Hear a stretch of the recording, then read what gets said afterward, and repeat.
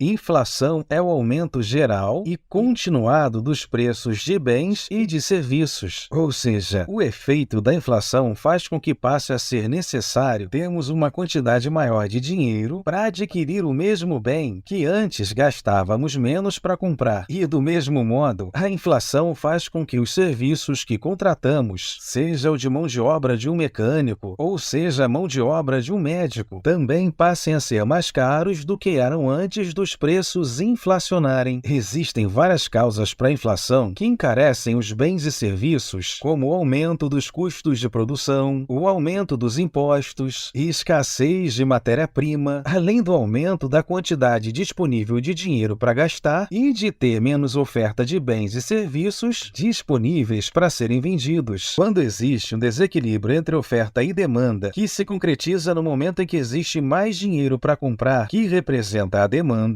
do que bens e serviços para serem vendidos, que representam a oferta, os preços aumentam. Esse aumento chamamos de inflação. Por exemplo, vamos supor que sua renda mensal dobre, seja por você ter mudado de emprego, seja por você ter sido promovido, ou por você ter descoberto uma maneira de fazer uma renda extra. Então, naturalmente, agora você passa a consumir 2 vezes mais do que antes. Em vez de comprar apenas um pãozinho para cada membro da família para o café da manhã, você passa a comprar 2. Compra tênis novos para os filhos, vestidos novos para a esposa, além, claro, de aproveitar e trocar a moto por um carro. Mas e se a renda mensal de todos os seus vizinhos também dobrar? Bem, nesse caso, seus vizinhos também passam a comprar 2 vezes mais a quantidade de pãezinhos do que compravam antes na padaria da esquina. Por isso, obviamente, logo você não seria mais capaz de comprar 2 pães para cada membro da sua família, porque, como muita gente passa a poder e querer comprar mais pãezinhos do que a quantidade de pães que a padaria produz, os pães acabam. Então, o dono da padaria precisa ir ao supermercado comprar mais farinha de trigo para fazer mais pães. Mas como o estoque de farinha do supermercado acabou, o dono do supermercado encomenda mais farinha à fábrica. Mas quando o dono da fábrica solicita mais trigo ao fazendeiro que planta trigo, ele recebe a resposta do fazendeiro que diz que não tem mais trigo para vender, mas o fazendeiro fala que conhece outro fazendeiro que tem trigo, que é a matéria-prima para fazer a farinha em estoque, mas avisa que esse outro fazendeiro vende a matéria-prima por um valor mais alto. O dono da fábrica compra o trigo mais caro e passa a cobrar mais caro pela farinha. Como o dono do supermercado compra a farinha por um preço mais alto, ele vende por um valor mais elevado para o dono da padaria, e o dono da padaria aumenta o preço dos pães. O aumento se deu porque havia mais dinheiro circulando e disponível para comprar mais pães do que a quantidade de pães disponíveis para serem vendidos. Entretanto, podemos imaginar outra situação. Suponhamos que sua renda dobre e a renda de todos os outros triplique. Bem, nesse cenário, você se tornaria mais pobre, porque ganhar 2 vezes o salário que ganhava antes não é o suficiente para manter o mesmo poder de compra. Se todos passam a ganhar 3 vezes o que ganhavam antes desse aumento geral, pois, afinal, enquanto você passa a querer comprar 2 pãezinhos para cada membro da sua família, os outros passam a querer comprar 3 pãezinhos para cada membro da família deles. Sendo assim, temos mais dinheiro disponível e menos pãezinhos para serem vendidos. Consequentemente, como aconteceu no exemplo anterior, o preço dos pãezinhos aumenta e ninguém consegue comprar mais do que um pãozinho para cada membro da família. E dependendo, pode acontecer de depois desse aumento geral, que levou todos a poder e a querer comprar mais pães, esses mesmos passem a ter condições de comprar apenas meio pãozinho para cada membro da própria família. Ou seja, a inflação acabou com o poder de compra de todos. Fazendo uma observação simples na história, podemos perceber com mais clareza. Para tanto, peguemos um espaço de 100 anos, mas vamos usar o dólar como referência, porque a moeda brasileira já mudou bastante nos últimos 100 anos. Pois bem, hoje um dólar compra aproximadamente 39 vezes menos batatas do que há 100 anos, ou 20 vezes menos café, 24 vezes menos pão e assim por diante. Bem, usamos o dólar como exemplo, mas isso acontece com qualquer moeda, basta você fazer uma pesquisa rápida para confirmar. Também precisamos considerar que se o dono da padaria padaria passa a pagar hora extra para o padeiro, além do valor da hora de trabalho, soma-se 50% a mais para cada hora extra. Entretanto, se a hora extra for em período noturno, a cada hora a mais trabalhada deve ser adicionado 20% de adicional noturno e depois mais 50% referente à hora extra. E quanto mais produção, mais caro é a conta de luz, a conta de gás. Consequentemente, o aumento do custo de produção vai levar o dono da padaria a embutir todas essas despesas no preço final do pãozinho a ser vendido ao consumidor. É verdade, pode ser que no primeiro mês vivamos como reis, mas no mês seguinte todos vamos voltar a ser plebeus, porque a inflação causada pelo aumento geral dos salários aumentou a demanda por pãezinhos, que gerou a escassez, encarecendo o produto, fazendo com que passemos a poder comprar menos pãezinhos do que podíamos comprar antes do aumento geral, sem planejamento dos salários. Se o consumo de pão for maior do que a reserva de trigo dos fazendeiros, vamos ter que esperar até a próxima colheita para que o preço se normalize. Porém, a próxima colheita não está planejada para suprir o aumento de produção e quem tem reserva da matéria-prima, no caso o trigo, só vai vender se considerar que vale muito a pena abrir mão da matéria-prima que tem em estoque. Bem, o nosso exemplo considera apenas quem trabalha no nível mais honesto, mas se considerarmos quem especula, fica mais difícil ainda mensurar o nível inflacionário que pode ser atingido. Também não podemos deixar de citar que o aumento de impostos se reflete no aumento de preços, além de outros fatores.